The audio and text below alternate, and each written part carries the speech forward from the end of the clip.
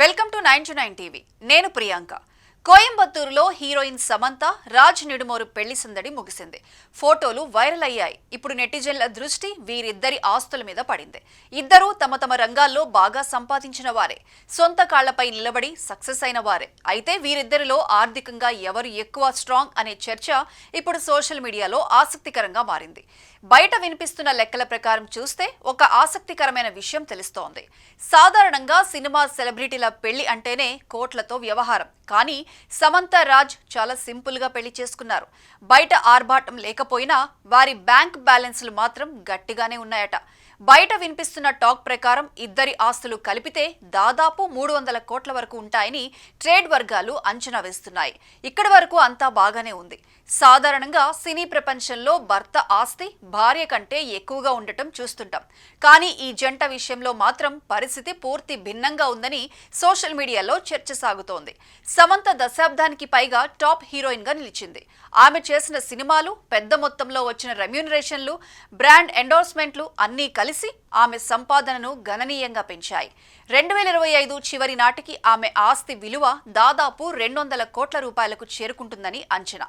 వీరిద్దరి ఉమ్మడి ఆస్తుల్లోనే సమంత వాటా చాలా ఎక్కువ ఉందని అంటున్నారు. మరోవైపు రాజ్ నిడుమోరుకు బాలీవుడ్ లో ఓటీటీలో మంచి డిమాండ్ ఉన్నప్పటికీ కమర్షియల్ ప్రకటనలు ఇంకా ఇతర ఆదాయ మార్గాలు సమంతకు ఉన్నంతగా లేవు.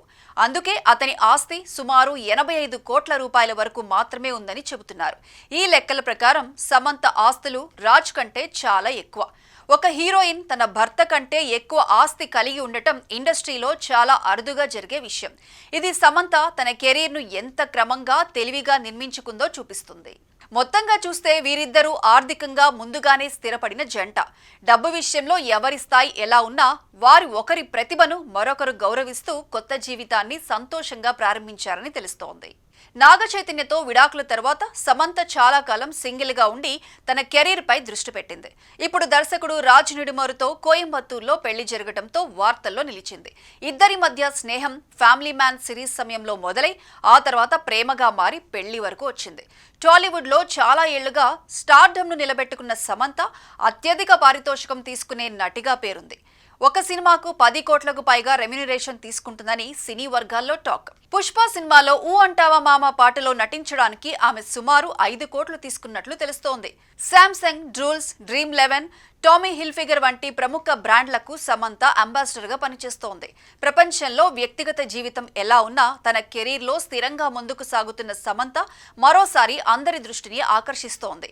అనారోగ్య కారణాలతో కొంతకాలం సినిమాలకు దూరంగా ఉన్న సమంత ఇప్పుడు మళ్లీ వరుస ప్రాజెక్టులతో బిజీగా మారింది. నటిగా మాత్రమే కాదు, నిర్మాతగా కూడా మంచి స్థానం సంపాదించింది. శుభం వంటి చిత్రాలతో ఆమెకు మంచి లాభాలు వచ్చాయి. సినీ రంగంతో పాటు రియల్ ఎస్టేట్, బ్యూటీ, ఫ్యాషన్ వంటి విభిన్న రంగాల్లో పెట్టుబడులు పెట్టి తన ఆర్థిక స్థితిని మరింత బలపరుచుకుంది. హైదరాబాద్, చెన్నై, ముంబై వంటి ప్రధాన నగరాల్లో సమంతకు లగ్జరీ ఇళ్లు ఉన్నాయి. సముద్ర తీరంలో ఉన్న ఆమె సీ ఫేస్ హౌస్ విలువ ఒక్కటే 15 కోట్లకు పైగా ఉంటుందని చెబుతారు. అదనంగా డూప్లెక్స్ అపార్ట్మెంట్ తో పాటు మరో 8 కోట్ల విలువైన ఇల్లు కూడా ఆమె పేరుపై ఉంది. లగ్జరీ కార్ల విషయానికి వస్తే సమంత గ్యారేజ్ లో BMW 7 సిరీస్, జాగ్వార్ XF, ఆడి Q7, Mercedes Benz G63 AMG వంటి ఖరీదైన వాహనాలు ఉన్నాయి. టాలీవుడ్ లో లగ్జరీ జీవన శైలిని అనుసరించే నటీమణుల్లో సమంత పేరు ముందుంటుంది. వ్యాపార రంగంలో కూడా సమంత మంచి విజయాన్ని సాధిస్తోంది. సాకి ఫ్యాషన్ బ్రాండ్ ను విజయవంతంగా నడుపుతూ ఇటీవల పెర్ఫ్యూమ్ వ్యాపారంలోకి ప్రవేశించింది. అంతేకాదు, ట్రూలీ స్మా పేరుతో మరో కొత్త ఫ్యాషన్ బ్రాండ్ ను కూడా ప్రారంభించింది. అన్నీ కలిపితే సమంత మొత్తం ఆస్తుల విలువ సుమారు 200 కోట్లకు పైగానే ఉందని అంచనా. రాజ్ నిడుమోరుతో పోలిస్తే సమంతకే ఎక్కువ ఆస్తులు ఉన్నాయన్న చర్చలు కూడా టాలీవుడ్ లో వినిపిస్తున్నాయి. కెరీర్ లో మాత్రమే కాకుండా వ్యాపారాల్లో కూడా దూకుడు చూపిస్తూ స్టార్ గా, మహిళా పారిశ్రామికవేత్తగా సమంత మరోసారి తన ప్రతిభను నిరూపిస్తోంది.